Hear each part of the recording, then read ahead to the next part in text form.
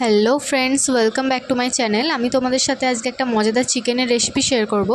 তো বাড়িতে এসেছিলো চিকেন, আর আমি চিকেনের কষাটা অ্যাভয়েড করব বলে নিজের মতো কিছুটা সলিড পিস নিয়ে বানিয়ে নিচ্ছিলাম চিকেনের রেসিপিটা। তো এতে বেশি কিছু লাগছে না, রসুন, কাঁচা লঙ্কা আর পেঁয়াজ, যেটাকে আমরা বেরেস্তা করে ভাজতে শুরু করে দিয়েছিলাম। আর ওদিকে রসুন খানিকটা থেতো করে রেখেছিলাম আর কিছুটা কুচিয়ে রেখে দিয়েছিলাম।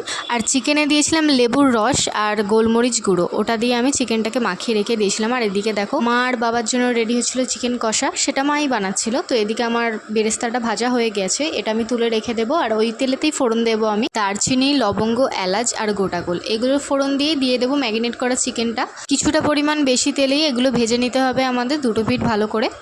আর এই চিকেনটা বানাতে বেশি কিছু লাগছে না, আমাদের প্রথমেই দেখে নিলাম রসুন লাগছে, কাঁচা লঙ্কা লাগছে, আর এদিকে পরিমাণ মতো নুন, ধনে জিরে গুঁড়ো, সয়া সস, চিলি সস, আর লাগছে বেরেস্তা ভাজা। ওটা দিলেই তবে চিকেনের কালারটা ওরকম একটু কালো কালো টাইপের আসবে, আর খেতেও বেশ টেস্টি হবে।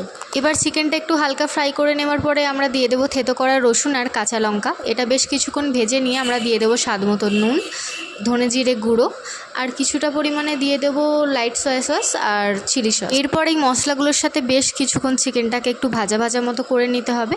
হ্যাঁ, তারপরে কিছুটা জল অ্যাড করতে হবে। তারপরেই আমাদের বেরেস্তাগুলোকে একটু ভালো করে হাতের সাহায্যে গুঁড়িয়ে নিতে হবে। এরপরেই দিয়ে দেবো বেরেস্তাগুলো চিকেনের মধ্যে, আর ভালো করে একটু মিশিয়ে নেব। আর কিছুক্ষণের জন্য ঢাকা দিয়ে চিকেনটাকে একটু রান্না করে নিতে হবে বেশ কিছুক্ষণের জন্য। তারপরে কেটে রাখা রসুনগুলো ছিল সেগুলো আমি অ্যাড করে দেবো। আগে অ্যাড করে নিই, কারণ ভেজে পুড়ে গেলে ফ্লেভারটা আর আসবে না। তো আমি এখন অ্যাড করে নিচ্ছি, বেশ কিছুক্ষণ নাবানোর আগে এটাকে অ্যাড করতে হবে। এবার চিকেনটা সেদ্ধ হয়ে এলেই দিয়ে দিতে হবে কিছুটা পরিমাণে জল।